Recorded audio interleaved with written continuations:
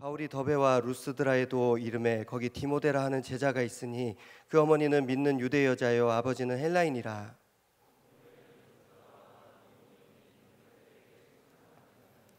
바울이 그를 데리고 떠나고자 할새 그 지역에 있는 유대인으로 말미암아 그를 데려다가 할례를 행하니 이는 그 사람들이 그의 아버지는 헬라인인 줄 다 알미러라.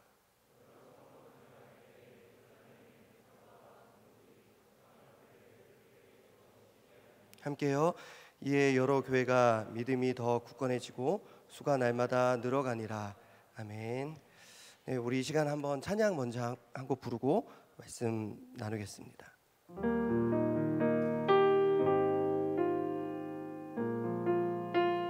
네, 잘 모르시더라도 가사 보면서 함께 은혜 나눠주시면 감사하겠습니다.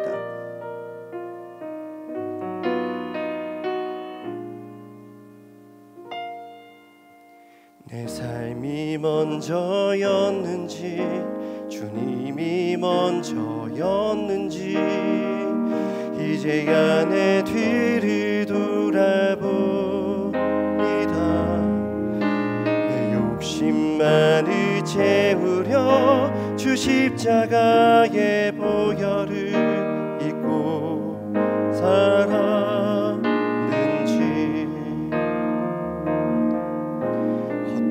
헛된 자랑에 주의 영광 가렸는지 이제야 내 뒤를 돌아봅니다. 나의 교만과 욕심이 찬란한 주의 영광을 가리고 살았는지 이제야 주의 탄식 소리 들리고 이제야 주의 탄식 소리 들리고 이제야 주 얼굴에 눈물 보이니 어리석고 어리석은 죄인이 주여 용서하여 주소서. 나의 모든 자랑을 주 십자가 되게 숨겨두고 주님만 내 주님만 나타내기를 간절히 원합니다. 우리 한 번 더 고백하겠습니다. 내 삶이 먼저였는지 먼저였는지 주님이 먼저였는지 이제야 내 뒤를 돌아봅니다. 내 욕심만을 채우려 주 십자가의 보혈을 입고 살았는지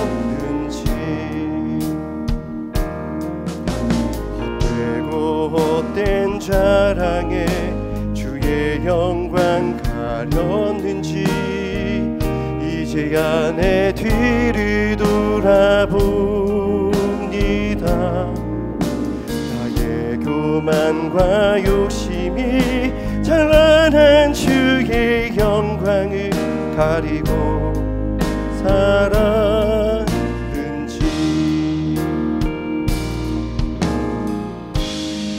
이제야 주의 탄식 소리 들리고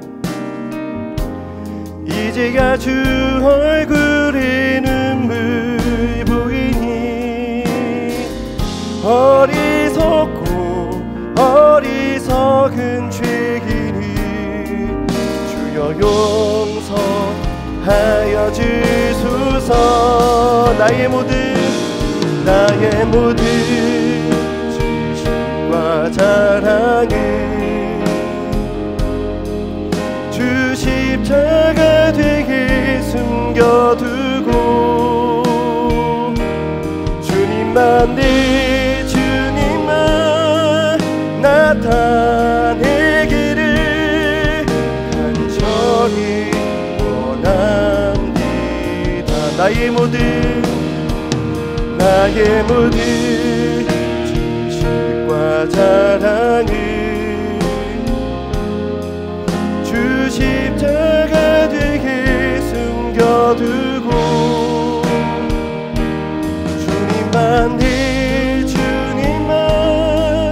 나타내기를 간절히 원합니다. 우리 마지막으로 고백합시다. 나의 모든 진실과 자랑을 주 십자가 뒤에 숨겨두고 주님만 나타내기를 간절히 원합니다.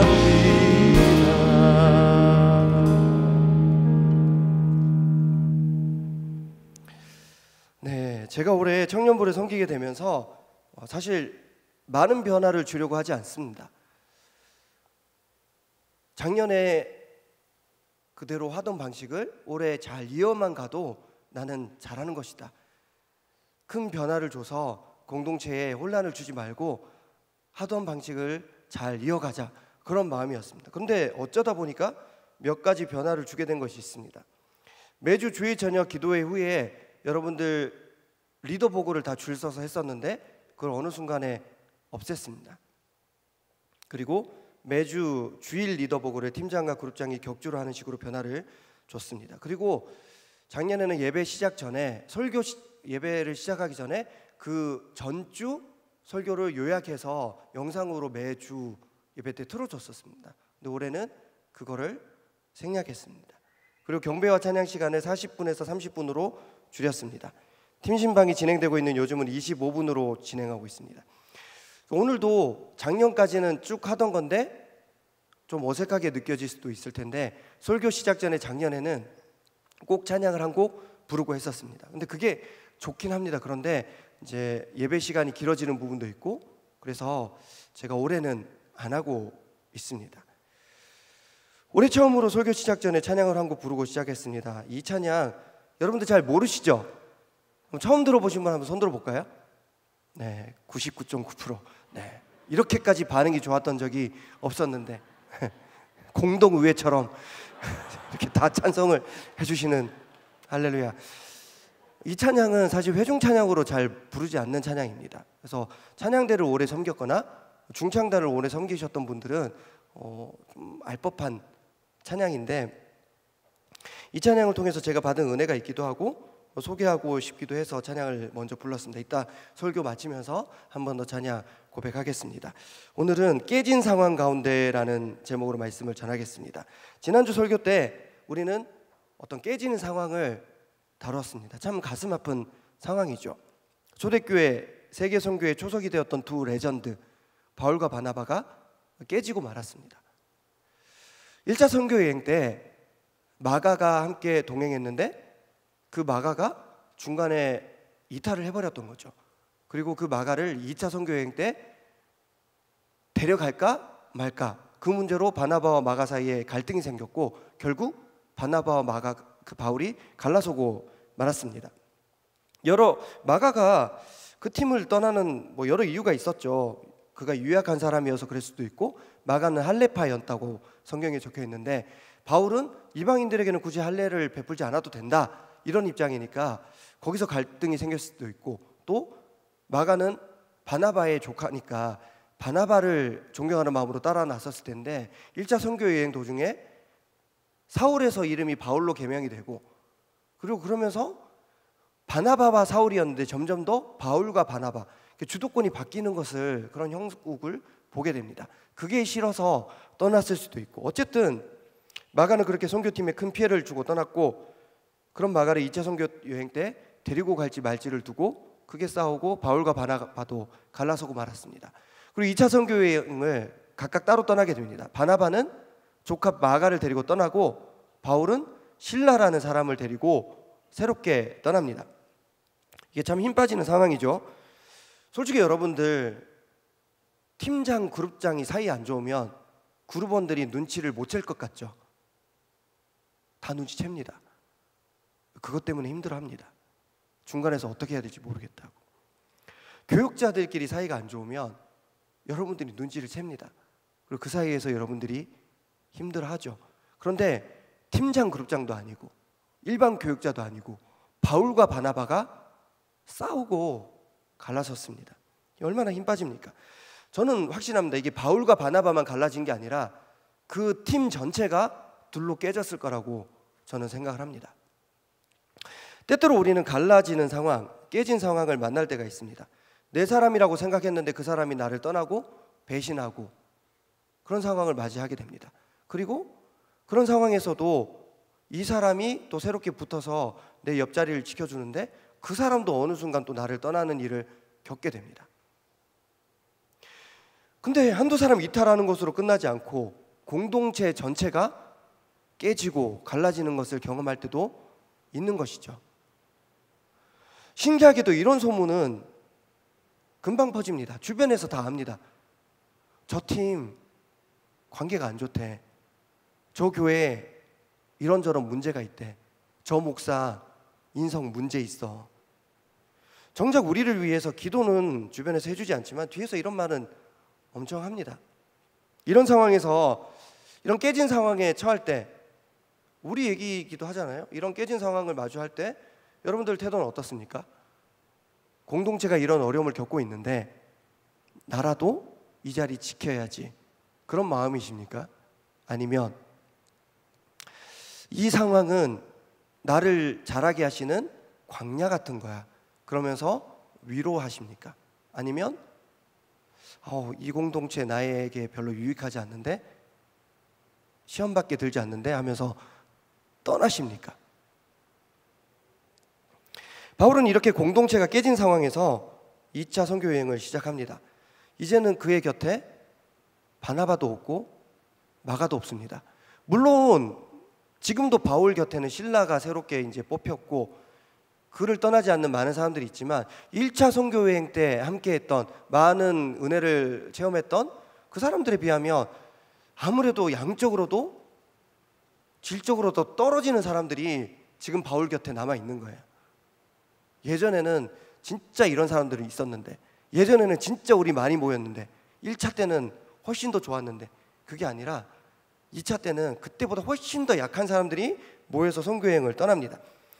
하지만 그래도 바울은 깨진 팀을 이끌고 선교여행 출발했고 하나님께서는 그 팀 가운데 그 바울 가운데 또 새롭게 은혜를 베풀어 주셨습니다. 그렇게 힘 빠지는 상황에서 2차 선교여행을 떠났을 때 바울은 평생의 동력자를 만나게 됩니다. 오늘 사도행전 16장 1절부터 5절까지 우리가 함께 읽었는데 바로 디모데를 만나게 됩니다. 우리 1절 말씀 다시 한번 읽겠습니다. 1절 말씀 시작. 바울이 더베와 루스드라에도 이름에 거기 디모데라 하는 제자가 있으니 그 어머니는 믿는 유대 여자요 아버지는 헬라인이라. 아멘. 분명 깨진 팀으로 시작했습니다. 1차 선교 여행 때 생각하면 힘 빠지는 상황입니다. 그렇지만 하나님께서는 이 깨진 팀에 또 새로운 동력자를 부어주셨고 새로운 누군가를 통해서 새로운 은혜를 또 허락해 주셨습니다. 저는 기도합니다. 우리 교회에 하나님께서 이렇게 은혜 주실 줄 믿습니다. 우리 청년부에 이렇게 은혜 주실 줄 믿습니다. 이제 2개월 좀 넘게 남았지만 여러분들 팀마다 그룹마다 부서마다 공동체마다 가정마다 깨진 상황 가운데 하나님께서 새롭게 붙여주시는 은혜가 있을 줄 믿습니다. 그런데 1절에는 분명 이렇게 표현되어 있습니다. 거기 디모데라 하는 제자가 있으니. 바울의 제자가 아니라 거기 갔는데 디모데라 하는 제자가 이미 있었다는 거예요. 디모데가 누구의 제자였겠어요? 예수님의 제자였겠죠. 예수님을 구주로 믿는 제자였겠죠. 바울을 만나기도 전에 이미 디모데는 예수님의 제자였습니다. 그런데 디모데에게는 예수님뿐만 아니라 바울뿐만 아니라 믿음의 스승이 참 많이 있었습니다. 특별히 가정에서 신앙교육을 참 잘 받았습니다. 디모데후서 1장 5절 말씀입니다. 디모데후서 1장 5절 말씀 제가 읽겠습니다. 이는 내 속에 거짓이 없는 믿음이 있음을 생각함이라. 이 믿음은 먼저 내 외조모 로이스와 내 어머니 유니게 속에 있더니 내 속에도 있는 줄을 확신하노라. 아멘. 디모데가 어쩜 이렇게 참 좋은 사람이 되었냐면 그의 어머니 유니게와 외할머니 로이스로부터 신앙교육을 잘 받았던 것이죠. 그래서 어떤 교회 가면 어머니 기도회를 하는 교회들이 있는데 유니게 기도회, 로이스 기도회 이렇게 이름을 붙여서 어머니가 자녀들을 위한 기도 모임을 매주 평일에 오후에 모여서 하는 교회들이 있습니다. 저도요, 자녀를 키우고 있고 애들이 아직 어리지만 자녀 교육 문제로 고민이 될 때가 있습니다.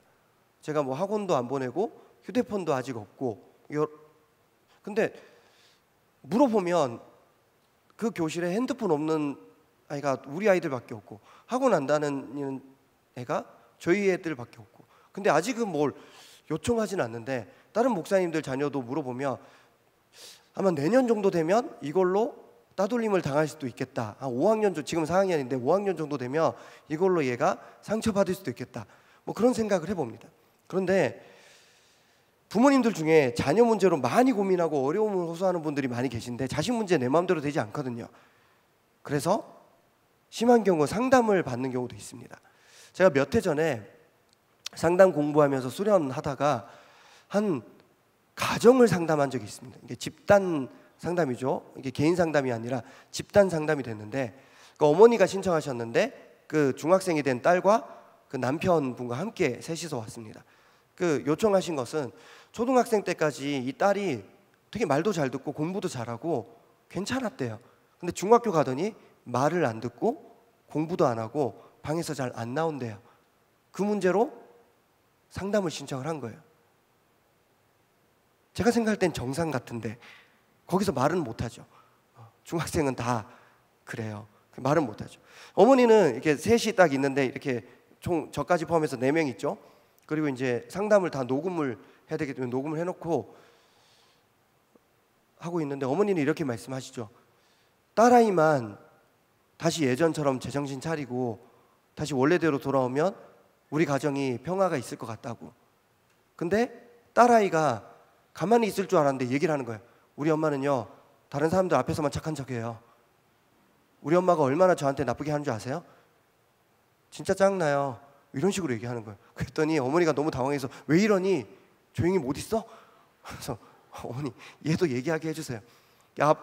너무 둘 사이에 이제 제 앞에서 싸우고 있으니까 제가 아버님께서는 뭐 이 상황에 대해서 어떻게 생각하세요? 했더니 사실 저는 은행원이고 이런 문제 각 집안마다 다 있지 않습니까? 제가 왜 이 자리에 있는지 모르겠습니다. 자존심 상합니다. 근데 집사람이 와이프가 가자고 하니까 그냥 왔어요. 왜 있는지 모르겠어요. 자, 이런 상황에서 상담이 잘 진행됐을까요? 근데 이게 집단 상담이라는 것이 서로 상처를 자연스럽게 표현하고 또 서로 막말도 퍼부어 가면서 또 치유되는 부분이 분명히 있거든요. 아예 서로 대화를 안 하는 게 문제가 있지, 어쨌든 제 앞에서라도 그렇게 얘기가 되면 어떤 문제 해결에 그런 실마리가 보이는 겁니다. 시간이 지나면서 다들 점점 깨닫게 되는 거죠. 이게 딸아이만의 문제가 아니구나. 그리고 아버님께 제가 물어봤어요. 아버님께서 보시기에는 여기 어머님께서 괜찮으세요? 했더니 집사람도 문제가 많죠. 밥을 안 해줘요 저한테. 또 어머니께서는 당신 어떻게 그렇게 말해? 당신이 늦게 오잖아. 그러니까 저는 그때 생각했죠. 하나님 도와주세요. 망한 것 같아요. 지금 딸아이 문제가 아니라 모든 사람의 문제가 발생했습니다. 큰일 났습니다. 근데 그 어머니도 나한테도 문제가 있고 아버님도 나한테도 문제. 아버님이 그 상담 끝나고 저한테 개인적으로 물어보셨어요. 제가 개인 상담 받아도 될까요? 그렇게 물어보셨어요. 그냥 어머님이 되게 놀라셨어요. 아니 내가 자기 얘기를 안 들어줘? 왜 상담을 신청해? 나도 할 얘기가 있어. 당신 앞에서는 말 못하는. 근데 어쨌든 다 우리 서로에게 문제가 있다는 걸 깨닫고 나서 조금 대화가 달라졌습니다. 그래서 그 가정이 조금씩 회복되어서 잘 먹고 잘 살았다는 이야기가 있습니다. 간혹 교회에서 중직자들이 자녀들의 신앙 문제로 기도 제목을 내놓을 때가 있습니다. 장로님 자녀들이, 권사님 자녀가, 안수 집사님 자녀가 교회를 안 다니는 거예요. 제가 다른 교회에서 이제 교구 목사로 섬기면서 신방을 가보면 자녀가 어머님 권사님은 정말 교회를 훌륭하게 평생을 섬기셨는데 자녀는 교회를 안 다녀요. 며느리도 교회를 안 다녀요. 그러면 그냥 눈물로 기도를 요청하는 거죠. 그 어떤 교회라도 다녔으면 좋겠다고. 제가 볼 때 목사님 자녀들 중에도 개판인 애들 여러 봤습니다. 대부분의 경우 자녀들에게 문제가 있다고 생각하지만 사실은 그 목사님 가정에도 문제가 있는 거고, 중직자 가정에도 신앙교육에는 어쩌면 문제가 있었을 수도 있었다고 저는 생각을 합니다. 자녀에게 신앙교육을 전수하는 1차적인 책무는 교회 학교에 있는 것이 아니라, 청년대학부에 있는 것이 아니라 가정에 있습니다. 신앙이라는 것은 삶 속에서 계속 해야 되는 것이고, 계속 삶 속에서 실천해야 되는 것이고, 신앙교육은 매일매일 일주일에 한 번 교회 왔다고 되는 게 아니라 매일매일 가르치고 함께 나눠야 되는 것이고, 또 가르치는 스승이 삶의 모범으로 보여줘야 되는 게, 어떻게 일주일에 한 번 교회 와서 1시간 예배 드린다고 되겠습니까? 1차적인 책임이 가정에게 있습니다. 디모데 역시 마찬가지죠. 어머니로부터, 외할머니로부터 신앙교육을 잘 받았으니까 디모데가 훌륭한 사람이 된 것입니다. 여러분들 지금 의아하시죠? 왜 자녀 교육을 지금 나한테 얘기해? 우린 결혼도 아직 안 했고 자녀는 더더욱 없는데. 사실 제가 청년부를 섬기면서 여러분들 위해서 제일 많이 기도하는 것은 이직을 위한 기도도 있고, 취업을 위한 기도도 있고, 가족 건강, 여러 가지 기도가 있겠지만 결혼을 위해서 기도를 제일 많이 하는 것 같습니다. 늦지 않게 좋은 믿음의 짝을 만났으면 좋겠습니다. 한 명 한 명 놓고 기도를 합니다. 교제를 하고 있는 지체들은 잘 사귀어서 잘 결혼했으면 좋겠고, 교제할 짝이 없는 지체들은 이렇게 잘 만났으면 좋겠다, 그런 마음이 있습니다. 그런데 저는 이제 청년부 교육자로 2회차 인생을 살다 보니까, 예전에는 청년이었지만 다시 만났을 때는 유모차 끌고 다니는 부부들을 만나게 될 때가 있습니다. 아니면 아이까지는 없더라도 결혼해서 교회 앞마당에 이렇게 앉아 있는 경우가 있습니다. 그리고 제가 요즘 느끼는 것이 있다면, 내가 여러분들의 결혼을 위해서만 기도해서는 안 되겠구나.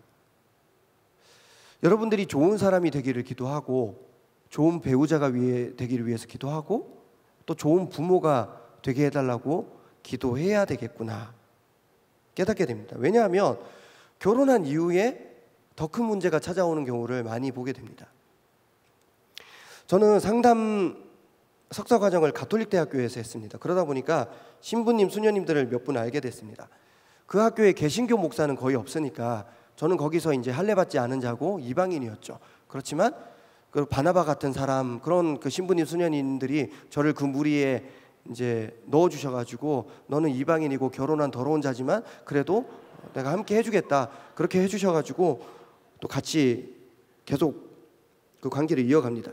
그 중에 한 수녀님과 올해 7월에 카톡으로 연락을 나누었는데, 이 수녀님 인천에 있는 한 보육원에서 그 사역자로 계신데요. 사진으로 한번 보여드리겠습니다. 7월 31일 주일이라고 해야 되는데 건방지게 일요일이라고 해놨는데, 자, 이 아가다 수녀님, 아가다라는 그 성 아가다라는 분이 계십니다. 근데 나이가 어릴 것 같지만 저보다 저희 어머니 뻘 되시는 수녀님입니다. 그 이름만 아가다. 자, 근데 미안 쏘리. 근데 목사님 잘 지내시는 거죠? 네, 수녀님, 여름 행사가 이제 본격적으로 진행되고 있어서 좀 바쁘긴 해도 잘 지내고는 있습니다. 갈매기. 그래요, 물결. 모두 무사히 잘 끝나길 기도할게요. 저는 오늘 주일 근무했어요. 편안한 저녁 되세요. 수고 많으셨어요, 수녀님.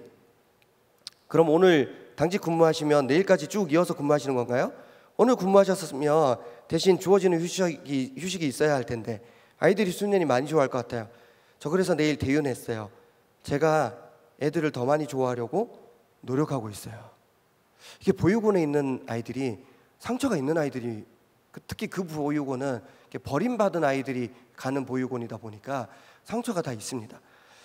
주말에 당직 근무하면서 연락 주셨는데, 피곤한 상황에서도 아이들을 내가 더 좋아하려고 노력하고 있다, 그 말이 저에게는 참 와닿았습니다. 그래서 저도 답변을 드렸습니다. 한번 사진 넘겨주시죠. 저는 청년부 청년부라는 걸 잘 모르실 것 같아서 결혼하기 전 형제자매 담당인데 저도 더 많이 사랑하고 이해하려고 노력 중입니다. 갈매기. 오늘도 수녀님께 배웁니다. 이렇게 했습니다. 근데 그때 수녀님 답변이 저에게 큰 울림이 되었습니다. 정말 중요한 시기에 젊은이들을 만나고 계시네요. 학대로 버려지는 아이들을 볼 때마다 결혼 전 부모 교육 철저히 받고 검증된 젊은이들만 결혼시켜야 한다는 생각을 했었어요. 네, 이제 사진 이제 지워주셔도 돼요. 나 보여주세요. 네.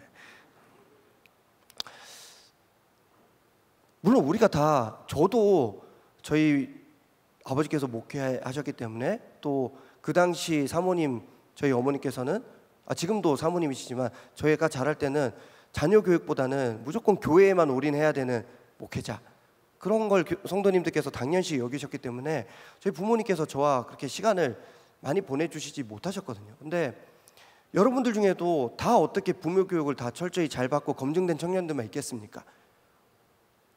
그렇게 부모 교육을 잘 못 받아도 결혼해서 잘 살 수도 있겠죠. 그런데 저는 이 수녀님의 말씀을 듣고 그 이후로 여러분들 결혼을 위해서만 기도하지 않습니다. 우리 사랑하는 청년들이 좋은 사람 되게 해주세요. 좋은 배우자 되게 해주세요. 좋은 부모가 되게 해주세요. 저는 그렇게 기도합니다. 부디 좋은 때에 하나님께서 여러분들에게 그런 가정과 배우자와 자녀를 선물해 주시기를 축복합니다. 자, 그런데 이런 좋은 가정에서 자란 검증된 디모데에게 한 가지 약점이 있었습니다. 그것은 바로 그의 어머니는 유대인이었는데 그 아버지가 이방인이었다는 것입니다. 오늘 본문의 1절 후반부를 보시면 이렇게 나와 있습니다. 그 어머니는 믿는 유대 여자요 아버지는 헬라인이라.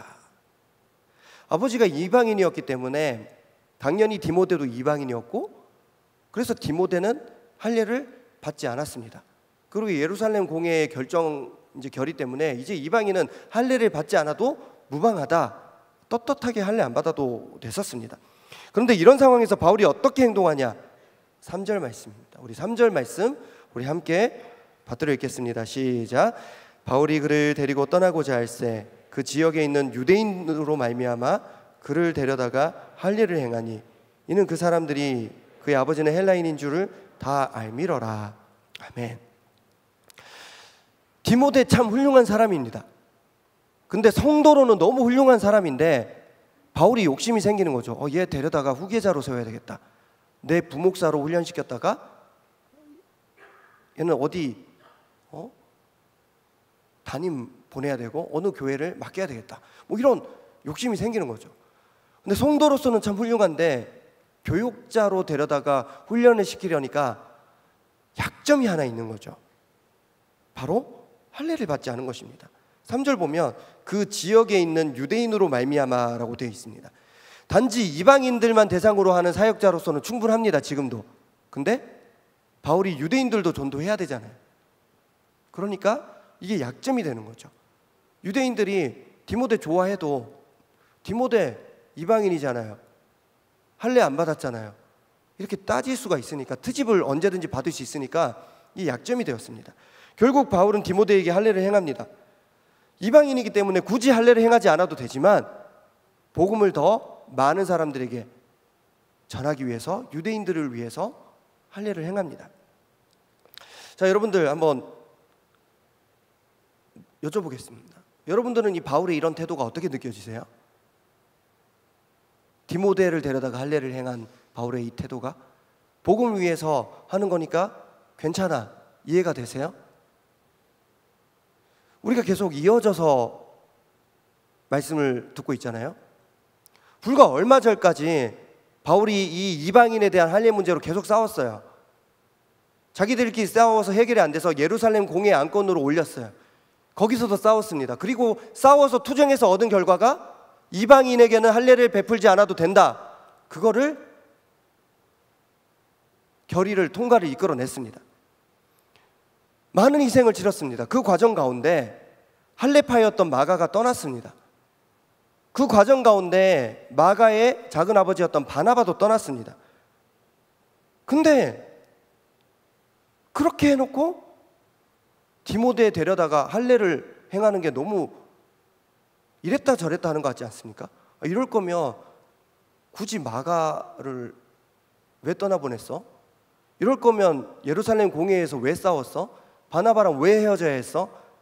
그냥 처음부터 이방인들에게도 할례 베풀어라 그렇게 했었으면 아무 문제 없었을 텐데 왜 굳이 이상한 얘기해서 큰 교회에도 큰 혼란을 주고 사도들 다 갈라지게 만들고 선교팀도 다 깨지고 그래놓고 이제 와서 이렇게 쉽게 할례를 행하냐? 이랬다 저랬다야. 그런데 바울이 이렇게 한 이유가 있습니다. 그것은 자신의 생각과 신념보다 하나님과 복음이 더 중요했기 때문입니다. 바울은 자신의 생각과 신념이 확고하며 불도저처럼 밀어붙이는 사람이었습니다. 그래서 예수님을 믿는 사람들이 잘못된 사람들이다라고 생각했을 때는 다 잡아서 고문하고 죽였어요.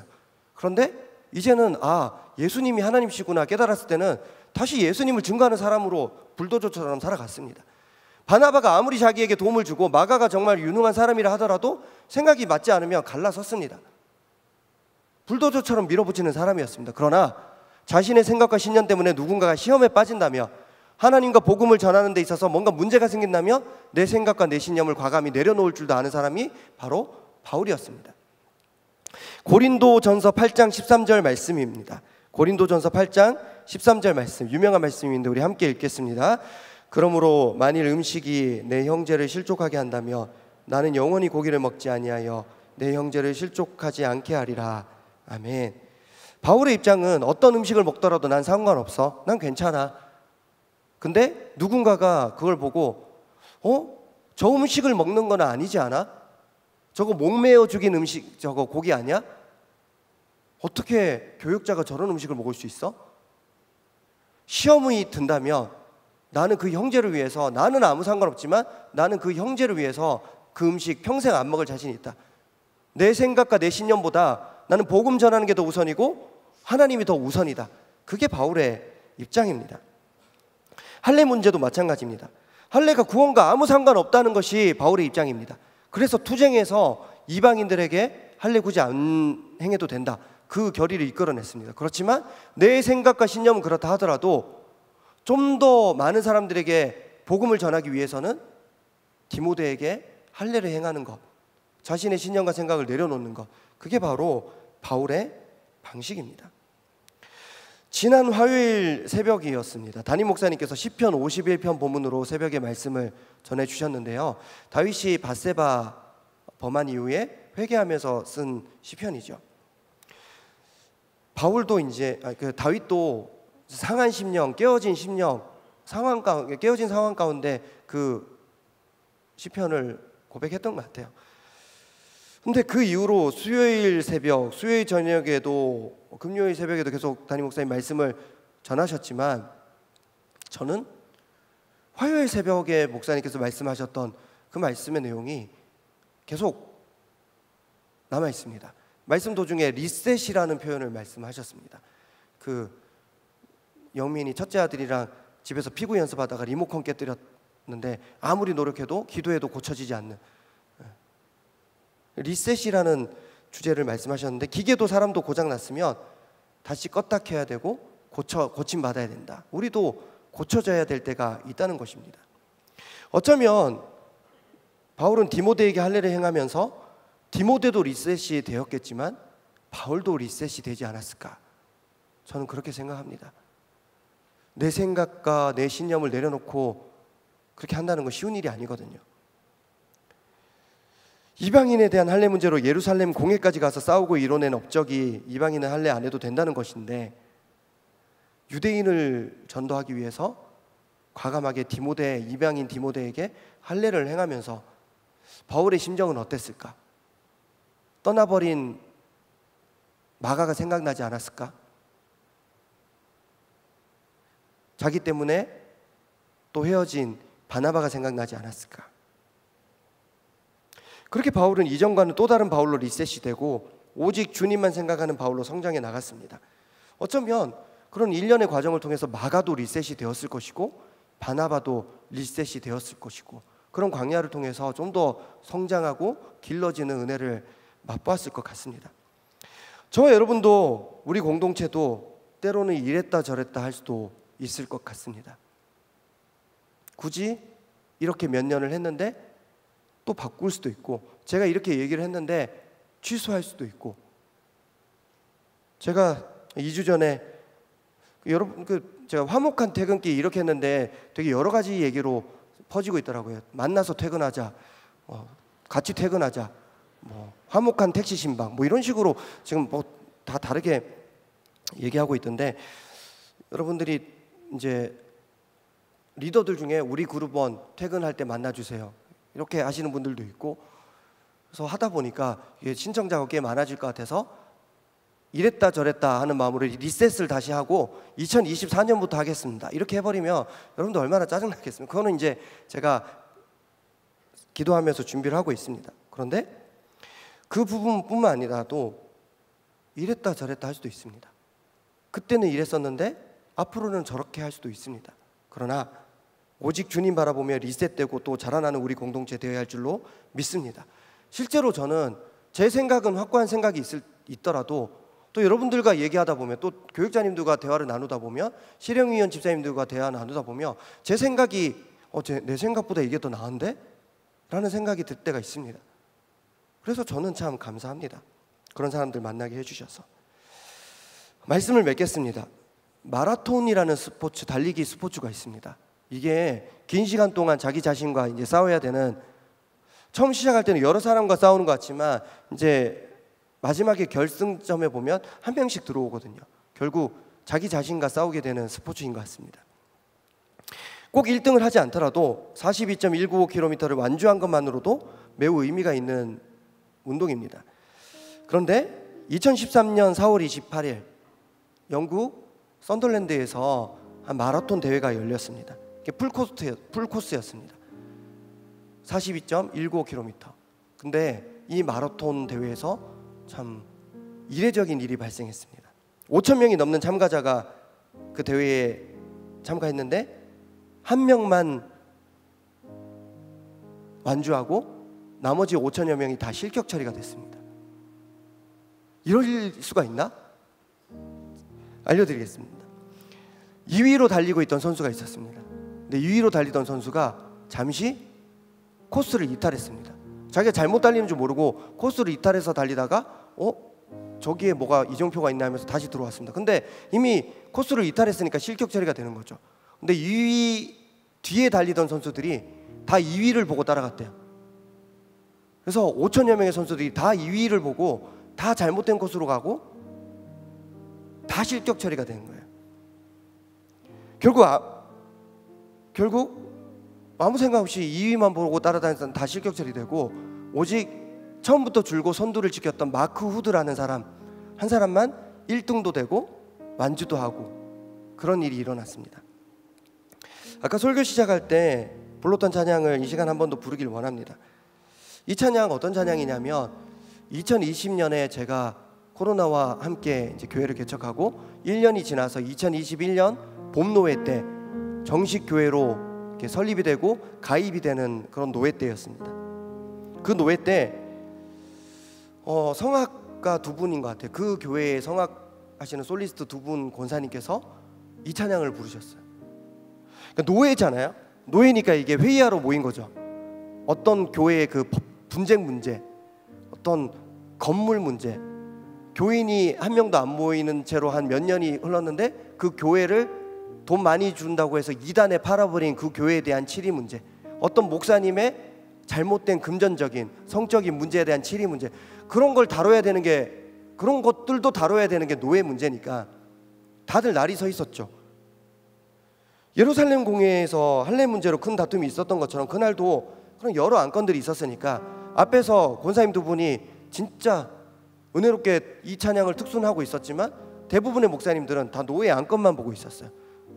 그리고 서로 이렇게 얘기하시던, 나 이때 마이크 잡고 얘기할 테니까 김 목사가 이렇게 제청해, 그렇게 작전도 짜고 있고. 근데 저는 그때 발언할 급이 아니었습니다. 담임 목사들 중에, 그 노예에 있는 많은 담임 목사들 중에 막내였고, 그래서 특순을 보고 있는데 그냥 일련의 상황들이 왜 그런지 모르겠는데 너무 눈물이 나는 거예요. 그래서 펑펑 울면서 이 찬양을 들었습니다. 내 삶이 먼저였는지 주님이 먼저였는지 앞만 보고 달려왔는데 이제야 내 뒤를 돌아봅니다. 혹시 내 욕심만 채우려고 주님을 잊고 살았던 것은 아닌지, 그렇게 제가 그 노예 때 다른 목사님들이 저를 이상하게 쳐다볼 정도로 저는 울면서 이 찬양 들었던 기억이 납니다. 우리가 앞을 보고 잘 달려가야 됩니다. 하지만 때로는 우리가 잘 가고 있었는지 뒤를 돌아볼 필요가 있습니다. 나의 등 뒤에서라는 찬양이 있는데 내 등 뒤에 주님이 계신지, 아니면 내 백이 주님이 아니라 내가 생각하는 백이 다른 것이 돼버리지는 않았는지. 내년을 준비하는 시기이고 또 추수감사절을 앞두고 있는데요, 우리 지금까지 지내온 것 주의 크신 은혜임을 기억하면서 우리 함께 이 찬양 고백했으면 좋겠습니다.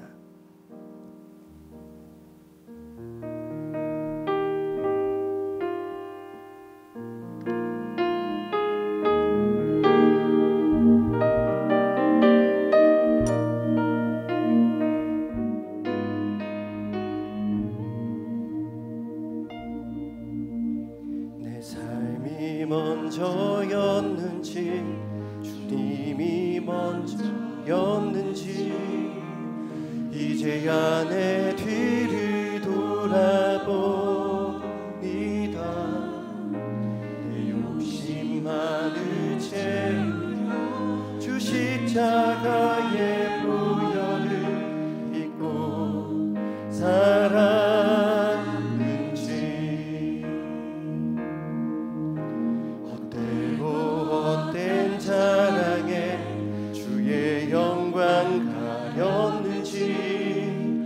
이제야 내 뒤를 돌아봅니다.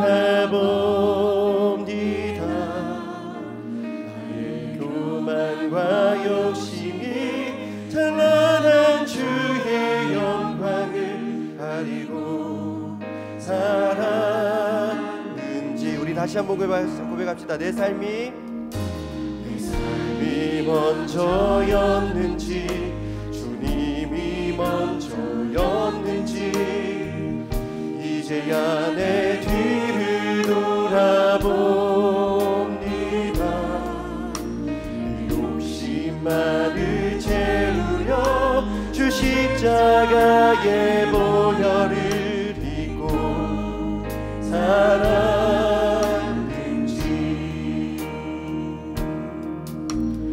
되고 헛된 자랑에 주의 영광 가렸는지 이제야 내 뒤를 돌아봅니다.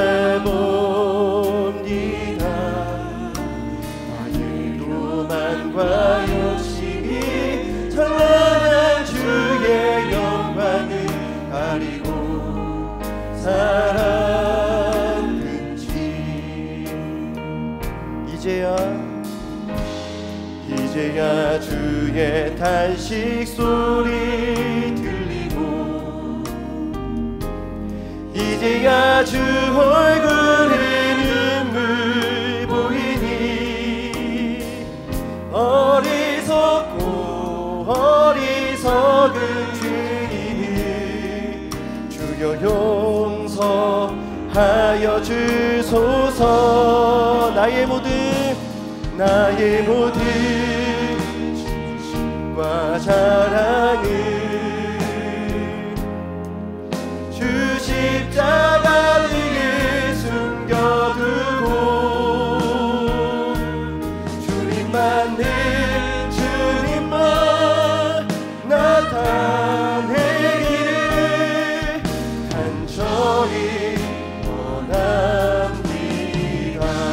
이제야 주의 탄식 소리 들리고 이제야 주의 탄식 소리 들리고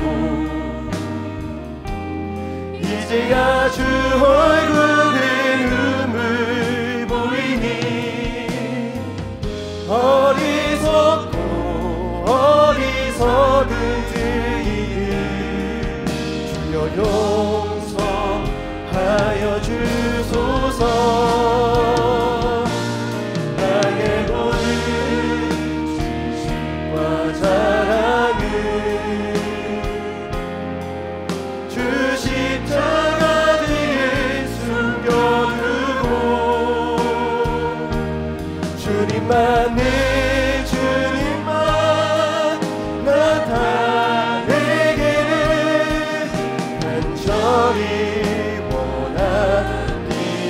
나의 모든 진실과 사랑을 주 십자가 뒤에 숨겨두고 주님만 내 주님만 나타내기를 간절히 원하니. 우리 오직 주님만 따라갑시다. 오직 주만 따라갑니다.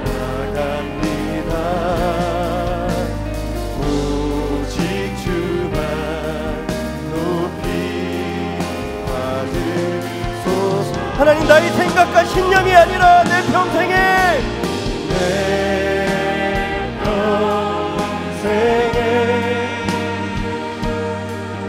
그 이름을 그의 선하심을 세상에 노래합니다. 그 이름에 그 신능력 영원한 생명이 내 삶에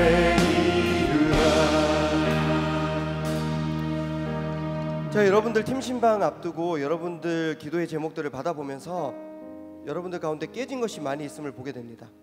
가정이 깨졌고, 진로가 이력이 깨져 있고, 마음이 깨져 있고, 고갈되어 있고, 팀이 깨져 있고.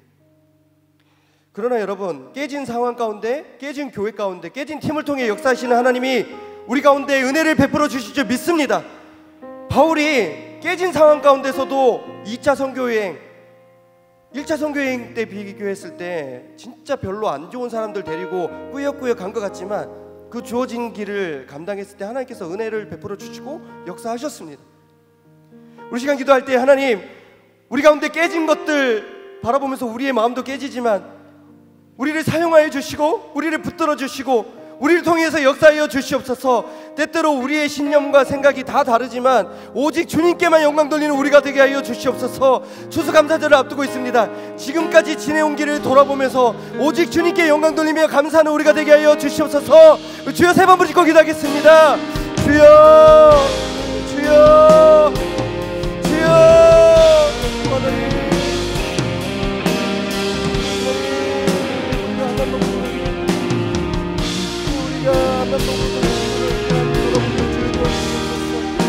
아버지 하나님 도와주시옵소서.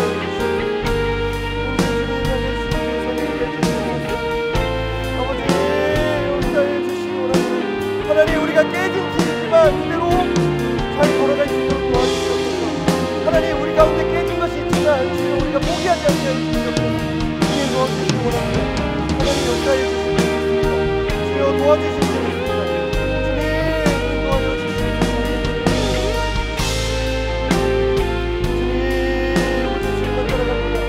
사람 보고 걸어가는 것이 아니라 오직 주님을 바라볼 수 있도록 도와주시옵소서. 주님, 내 생각과 내 신념의 분명히 있지만 복음을 위해서, 하나님을 위해서 내 생각, 내 마음 내려놓을 수 있도록 주여 오늘 저녁에 역사해 주시옵소서. 오늘도 각 교구별로 진행되는 팀신방 가운데 은혜를 더하여 주시옵소서. 우리 교회를 붙들어 주시고 인도하여 주시옵소서.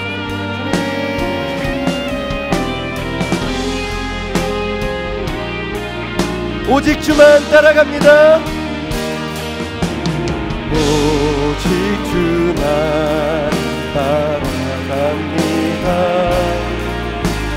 오직 주만 높이 받으소서.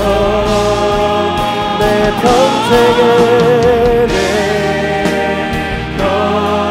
평생에 오직 주님입니다. 그 그의 선하심을 세상에 노래합니다. 그 이름에 그 신능력